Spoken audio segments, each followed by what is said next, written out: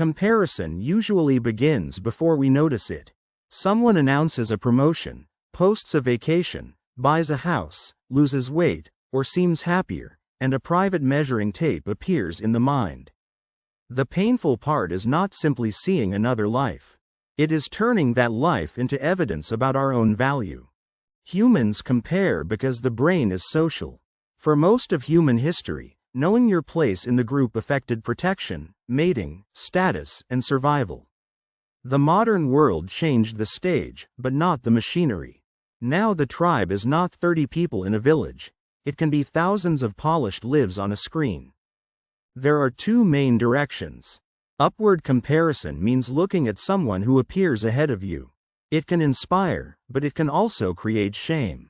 Downward comparison means looking at someone who seems worse off.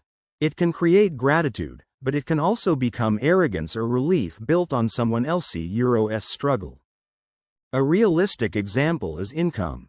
A person earning a stable salary may feel fine until they discover a friend earns twice as much. Nothing in their bank account changed that day. Rent, bills, and savings are the same. But the comparison changes the emotional meaning of the number, and suddenly enough feels like failure. Social media intensifies comparison because it removes ordinary context. You see the restaurant, not the credit card bill.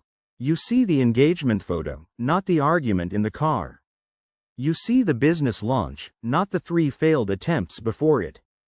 The brain compares your full behind-the-scenes life to someone else's highlight reel.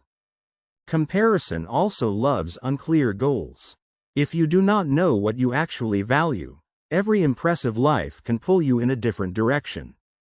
One day you want freedom, the next day status, the next day beauty, the next day wealth.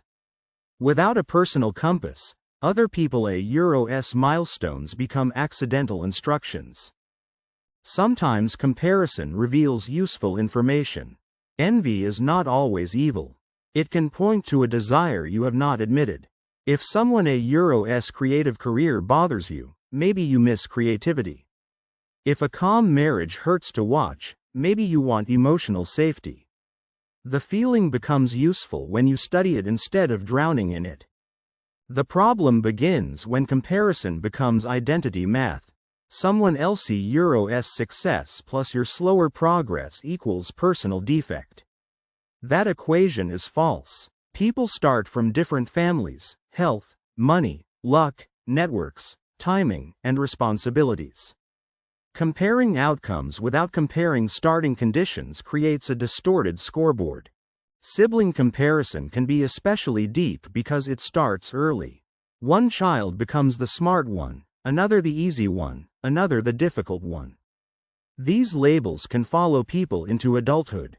A grown person may still feel 5 years old when a parent praises a sibling's career, marriage, or income at dinner. Comparison affects behavior by changing what we chase. A person may buy a car they cannot afford because neighbors upgraded. Another may choose a career for prestige while privately wanting something quieter. The danger is not noticing others. The danger is letting their visible rewards override your actual needs. A healthier response begins with making the comparison specific. Instead of saying, "They are better than me," ask, "What exactly am I comparing?" Skill, money, confidence, attention, relationship stability, appearance, freedom. Specific comparison reduces the feeling from a global attack into a piece of information.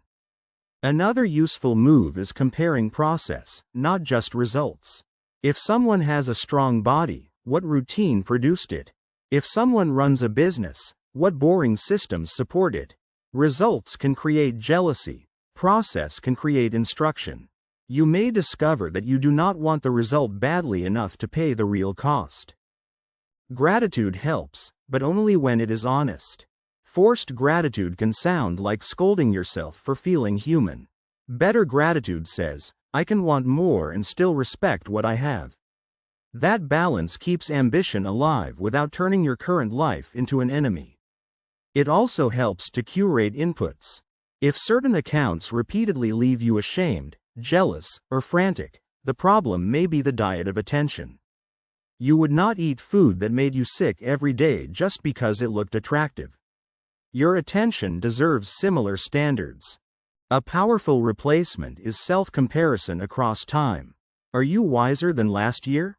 More honest? Slightly healthier? Better at handling conflict? Your past self is not a perfect opponent, but it is a fairer reference point than a stranger whose full story you cannot see. Comparison becomes dangerous when it leads to contempt for yourself or others. It becomes useful when it leads to clarity. The same feeling can push you into shame or into action. The difference is whether you treat comparison as a verdict or as a signal. The next time comparison appears, pause before believing it. Ask what it is showing you, what context is missing, and whether the other persona's path actually matches your values.